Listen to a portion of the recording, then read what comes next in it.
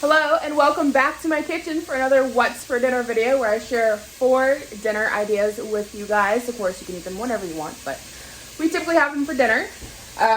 Today we're going to be doing I don't know, do you want to call it a chili? Do you want to call it like a Mexican style rice bowl?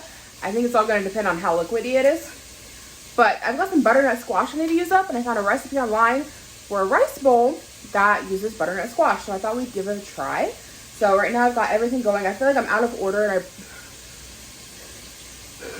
I'm short on time here. I should have done the squash up first before I started cooking everything else. But I'll show you what I have going, and then I'm going to get to getting my squash ready and everything else going.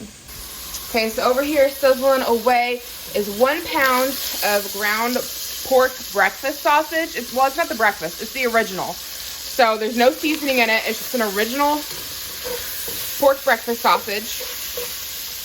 And then over here I have some rice going. I'm doing up 2 cups. You do up however much you feel like you need. Follow the instructions on your box. So I've got my brown rice, and I added in 2 of the chicken, what are they called? Chicken bouillon cubes. So the rice is going to absorb this. It's going to get some great flavor. And then into my pot here with the meat, I'm about to throw in my frozen kernel corn. You can also use cans. And then I'm also going to toss in 2 cans of black beans. Use whatever kind of beans float your fancy. I've got 1 jar of salsa here for flavor. The recipe I found had all kinds of different spices to add in. But whenever I make Mexican style dishes, I always just throw in a jar of salsa, half a jar of salsa. So I feel like this is going to be the make it or break it for if this is a chili or a rice bowl. We'll see how soupy it is. And then I also need to peel and dice my butternut squash to add in as well. And I need to double check and make sure I don't need to like cook this separate. I can't remember. We'll see. So currently I'm peeling and chopping my butternut squash to put into my air fryer. The original video says to bake it for 20 minutes, but I've already got everything else cooking. So I think I can probably cook this for like 10 minutes in the air fryer on 400. So that's my hopes. So,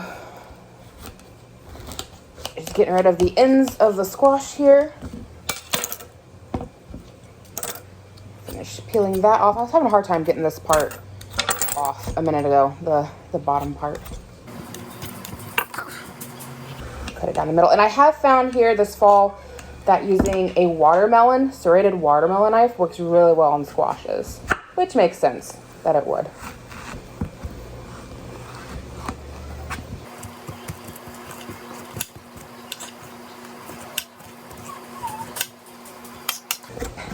And you can, of course, clean and roast the seeds if you want to. I don't like putting in that much effort on seeds, but they make for a great topper for your pets. So if you want to throw it on top of your dog's food, that works really well.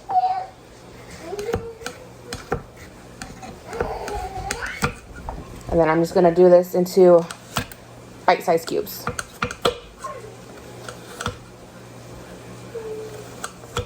So my squash ended up taking 15 minutes.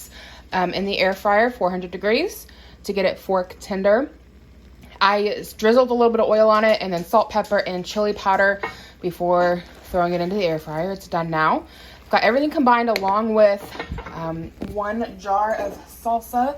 I've got 15.5 ounces salsa in here, so should give it some pretty good flavor. I'm gonna see if I have an extra jar of salsa in the fridge that's open to add in here, because it's a pretty big pot, but I'll show you what it looks like when we're ready to top it and eat. Here we have our rice bowls ready to go. We've got some sour cream. I know that's like a lot of sour cream, but I just want to finish off the tub because it's almost empty. And then I did some taco sauce on top, really good like that, and some cheese. So this should be pretty tasty. So a little update on dinner, tasting it since it is a new recipe for us. As far as adding the squash, it's actually pretty good. It's kind of on the sweet side. I don't know that it's something I'd like want to do all the time. But if you just happen to have some butternut squash on hand, you need to get it used up, throw it in a dish like that. It's really not too bad. Okay guys, dinner tonight is super easy, but it's really delicious. And if you make a giant batch of it, it'll feed you for several nights on end. I guess, of course, that depends on how many people you're feeding. But for my family, seeing it's just my husband and I who will eat it, it'll feed us for several nights, which is great because that means I don't gotta cook. So we are having a Hoosier Stew. I've heard it called that before. otherwise known as green beans, potatoes, and traditionally it's made with smoked sausage. But I had a ham I need to get used up. I'm gonna do up something else with that later in the week, but good use of it would be for this, so we're gonna use ham today. But again, smoked sausage works perfectly. So green beans, potatoes done up in chunks. You can peel them or not. I don't peel them. That's personal preference. Then I'm using a ham. I threw in some minced onion, but if you want to chop up an onion and add in, feel free. And then this, I love adding. It gives some great flavor. It's from Girl Mates, an applewood rub. Oh, it's delicious in here. It's kind of a sweeter rub, and it pairs really well with pork. But if you just want to use like a steak seasoning, that would work really well too. I know I use that a lot on here. But yeah, so I'm gonna throw this into the crock pot for 8 hours on low, and we'll have dinner this evening. Sorry guys, I forgot to get a picture of this once it was finished and plated, but I promise you it's an easy dish and it's delicious. I definitely recommend giving it a try. Okay guys, dinner tonight is gonna be super easy. We're gonna do a cheesy broccoli rice and ham dish. So in this pot, I have like probably 2 cups of ham chopped up into bite-sized pieces, 2 bags of frozen broccoli from the Walmart. I've seasoned it all with some Weber steak and chop. You can also get some really good steak seasoning from Dollar Tree. And then in this pot over here, I've got 2 cups of rice going for the boil, and I've added in some minced onion. It'll rehydrate and give it some great flavor. Also, the steak seasoning is in it too. And then some chicken bouillon cube is in there as well. That's not dust. That's just my cabinets. I don't know. Got some wear and tear. I need to put some lighter on it, just in case you're wondering. So we're just gonna let everything sit and simmer and cook. And while my, things are cooking, that's still frozen. I'm gonna shred up like 2 cups of mild cheddar cheese. Use whatever kind of cheese you like, whatever kind of cheese you have on hand. And you don't gotta shred it yourself. If you already have shredded cheese, use that. This is supposed to be an easy dish. I'm just out of shredded cheese, so I'm gonna shred some up myself real quick, and then we'll come back together and combine everything. So my rice is pretty much done cooking. I decided to go ahead and add it to the ham and vegetables because I thought any moisture at the bottom, the rice would kind of just start to absorb. And so we're just gonna give it a real quick stir. And then I'm coming in with a pair of scissors, kitchen scissors. These aren't kitchen scissors. I'm lying to you. They're not. I use them as kitchen scissors.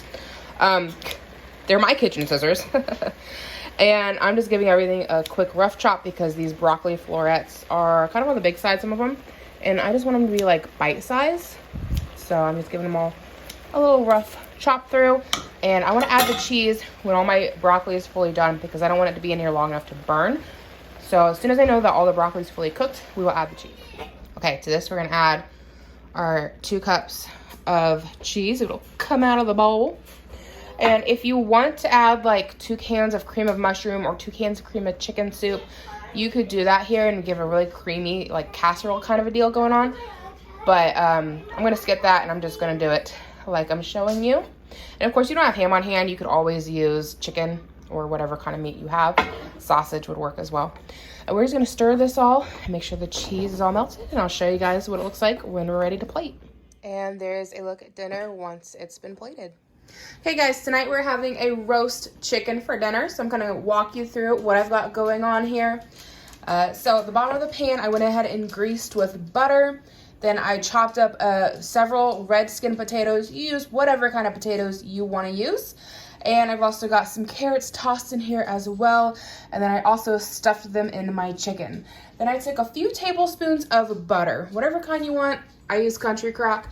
And in a bowl, I mixed together some minced onion, some parsley flakes, some minced garlic. You could also use whole garlic and whole onions if you prefer.